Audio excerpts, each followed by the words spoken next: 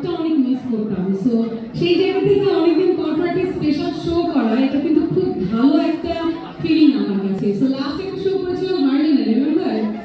হ্যাঁ, সেটাও ছিল পিয়া ভাইয়ার ডিজাইনার ড্রেস ছিল, এন্ড আজকেও তাই। সো থ্যাংক ইউ পিয়া ভাইয়া, মানে আমার ওই ডেজগুলো আমাকে আবার নতুন করে ওই দিনগুলো ফিল করানোর জন্য। So I feel so great. আমি যখন ক্যাট ওয়াক করি আজকেও তাই, এবং আমার লুকটা ডিফারেন্ট ডিফারেন্ট লুকে আসতে ভালো লাগে।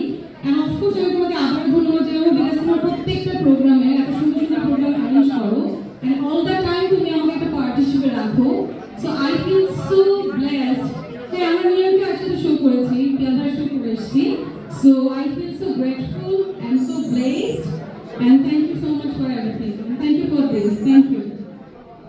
আমরা কিন্তু টি-শার্টটা এখনই ছাড়ছি না, সেটাকে দুটো থাকতে হবে। আর আজকে টি-শার্ট স্টাইলিং করেছে কিন্তু আমাদের এই বন্ধু নিউ হাসমি। মেকআপ আমার শুধু মেকআপ করছে জাহিদ ভাই, এখানে নেই, but I have to say his name. Thank you. তো প্লিজ আমি আবারও আমাদের মঞ্চ মাতাকে রবীন্দ্রনাথকে ডাকবো।